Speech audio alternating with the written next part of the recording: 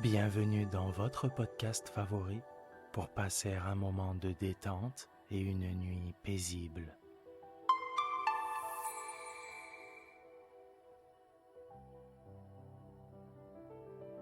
Installez-vous confortablement et profitez chaque soir de votre moment de relaxation avec le podcast Dormir sans souci.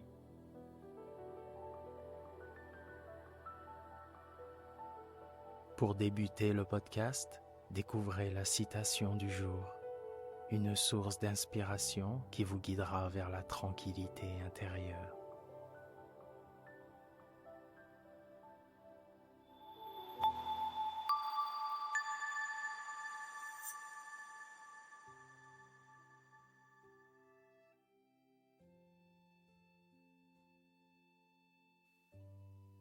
Permettez-moi, avant que nous commencions notre lecture, de vous remercier très sincèrement. Nous sommes chaque jour plus nombreux à nous retrouver dans ce cadre bienveillant. Vous êtes toujours plus nombreuses et nombreux à nous proposer des citations. Et pour tout cela, du fond du cœur, je vous dis merci.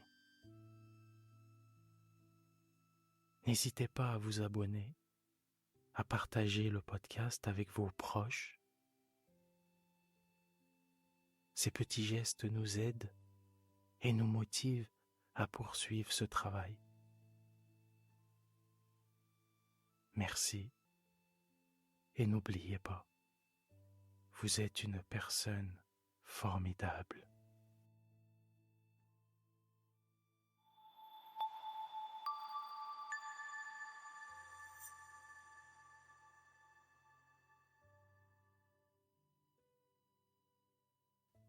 Notre citation du jour nous a été envoyée par notre abonnée Suzanne de Tourcoing.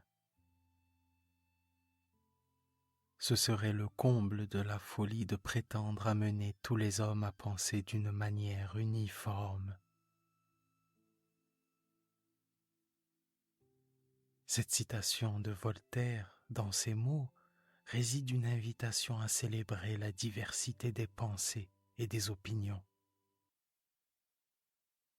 Chaque esprit est unique, chaque perspective une nuance précieuse dans le grand tableau de la vie. Cette diversité, nous devons l'accepter, et elle nous enrichit, et elle enrichit notre compréhension du monde, tissant un tissu riche de tolérance et de respect. La folie, selon Voltaire, réside non pas dans nos différences, mais dans la prétention d'uniformiser nos pensées. Merci Suzanne.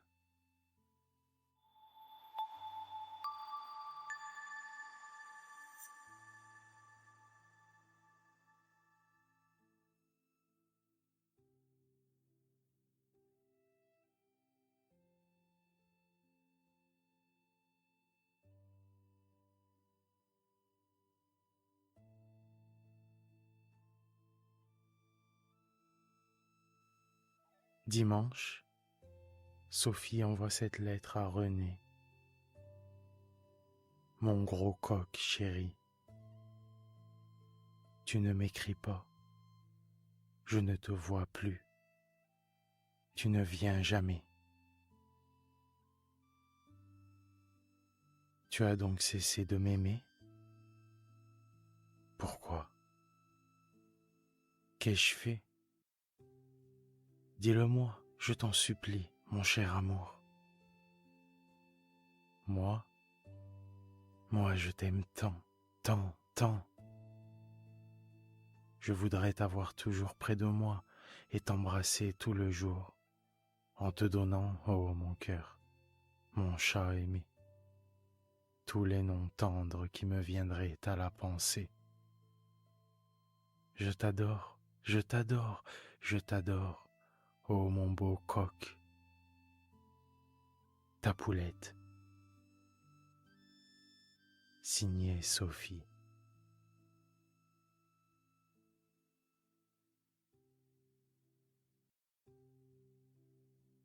Lundi, René répond. Ma chère amie, tu ne comprendras absolument rien à ce que je vais te dire. N'importe. Si ma lettre tombe par hasard sous les yeux d'une autre femme, elle lui sera peut-être profitable.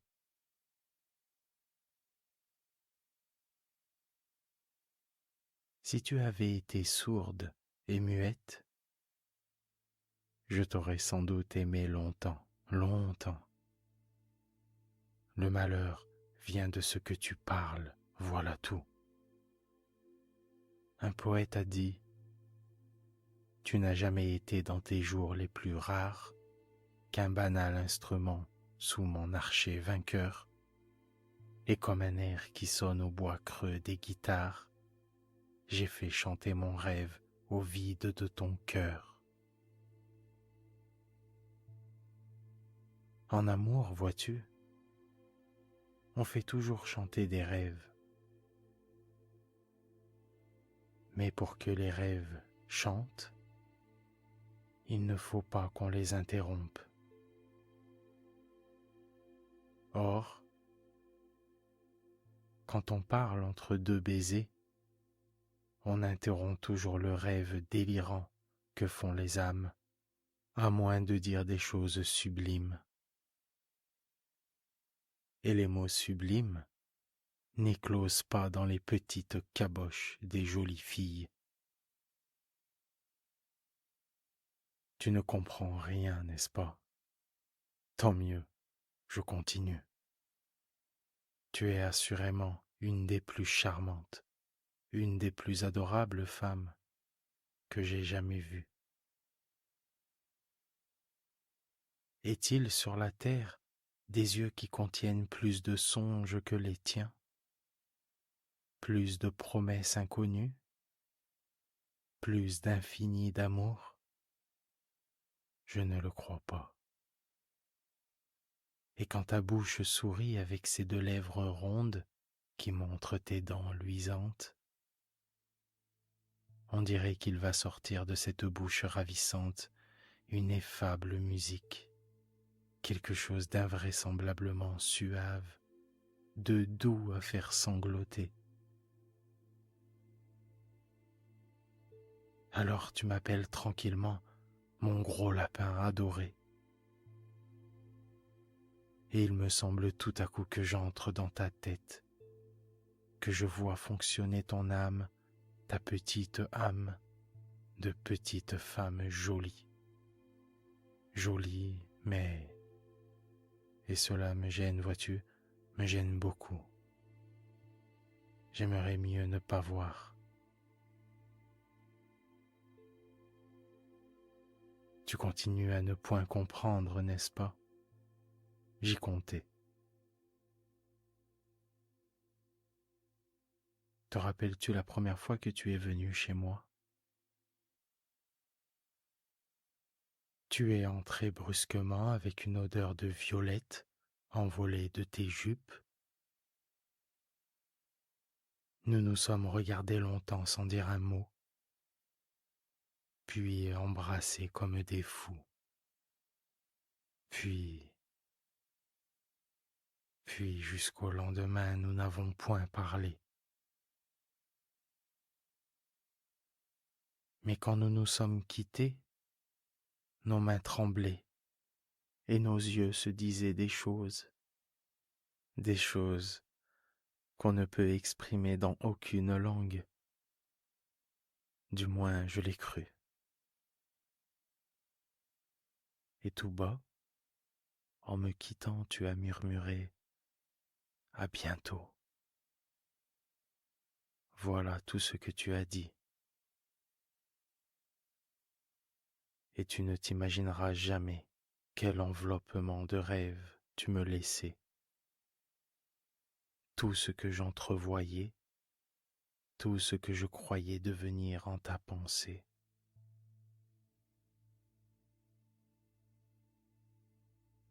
Vois-tu, ma pauvre enfant, pour les hommes pas bêtes, un peu raffinés, un peu supérieurs, l'amour est un instrument si compliqué qu'un rien le détraque.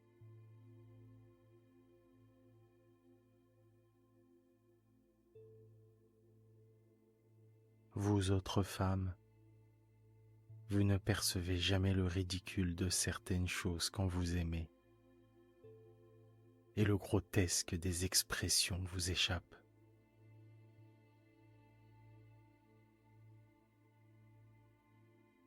Pourquoi une parole juste dans la bouche d'une petite femme brune est-elle souverainement fausse et comique dans celle d'une grosse femme blonde? Pourquoi le geste câlin de l'une sera-t-il déplacé chez l'autre? Pourquoi certaines caresses charmantes de la part de celle-ci seront-elles gênantes de la part de celle-là? Pourquoi? Parce qu'il faut en tout, mais principalement en amour, une parfaite harmonie, une accordance absolue du geste, de la voix, de la parole, de la manifestation tendre avec la personne qui agit, parle, manifeste avec son âge, la grosseur de sa taille, la couleur de ses cheveux et la physionomie de sa beauté.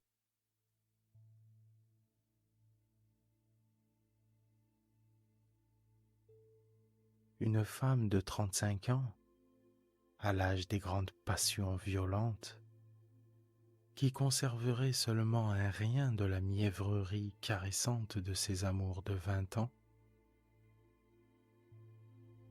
qui ne comprendrait pas qu'elle doit s'exprimer autrement, regarder autrement, embrasser autrement, qu'elle doit être une Didon et non plus une Juliette, écœurerait infailliblement 9 amants sur 10, même s'ils ne se rendaient nullement compte des raisons de leur éloignement.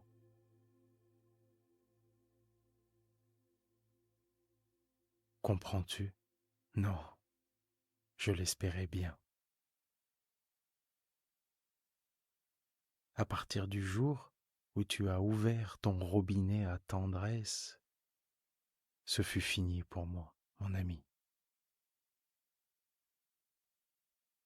Quelquefois nous nous embrassions 5 minutes, d'un seul baiser interminable et perdu, d'un de ces baisers qui font se fermer les yeux,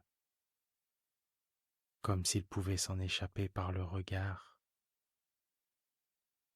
comme pour les conserver plus entiers dans l'âme enténébrée qu'ils ravagent.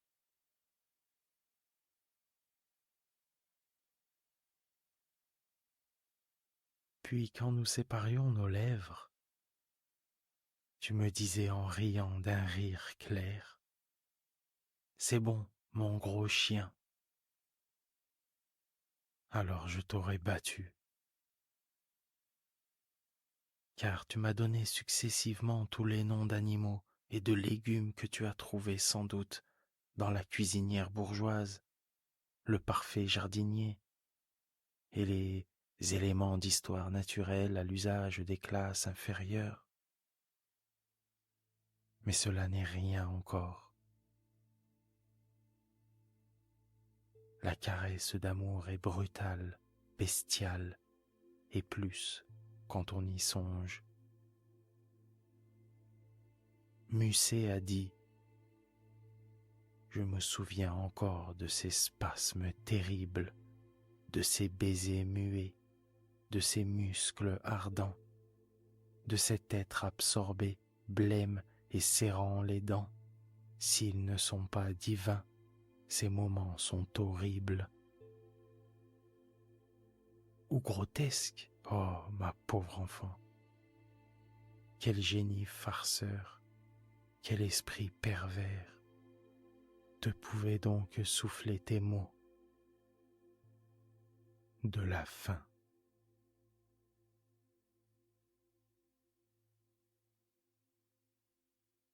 Je les ai collectionnés, mais par amour pour toi, je ne les montrerai pas. Et puis, tu manquais vraiment d'à propos, et tu trouvais moyen de lâcher un je t'aime, exalté en certaines occasions si singulières qu'il me fallait comprimer de furieuses envies de rire. Il est des instants où cette parole-là, je t'aime, est si déplacée qu'elle en devient inconvenante, sache-le bien. Mais tu ne me comprends pas. Bien des femmes aussi ne me comprendront point et me jugeront stupide. Peu m'importe d'ailleurs. Les affamés mangent en gloutons, mais les délicats sont dégoûtés, et ils ont souvent, pour peu de choses, d'invincibles répugnances. Il en est de l'amour comme de la cuisine.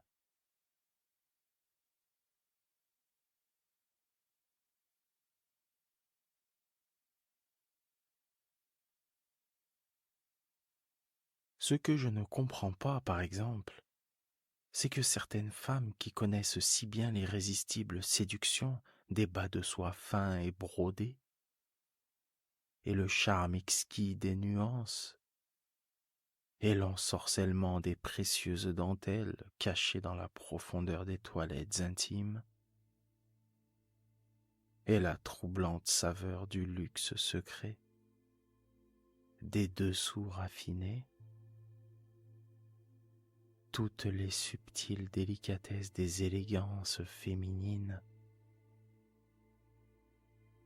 ne comprennent jamais l'irrésistible dégoût que nous inspirent les paroles déplacées ou niaisement tendres.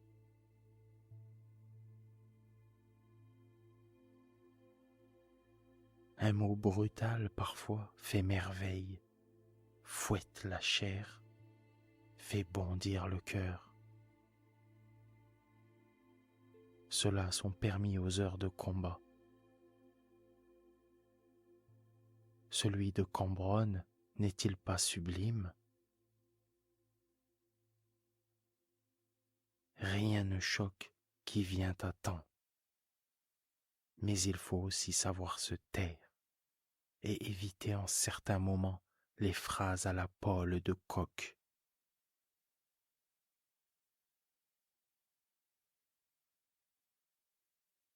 Et je t'embrasse passionnément, à condition que tu ne diras rien.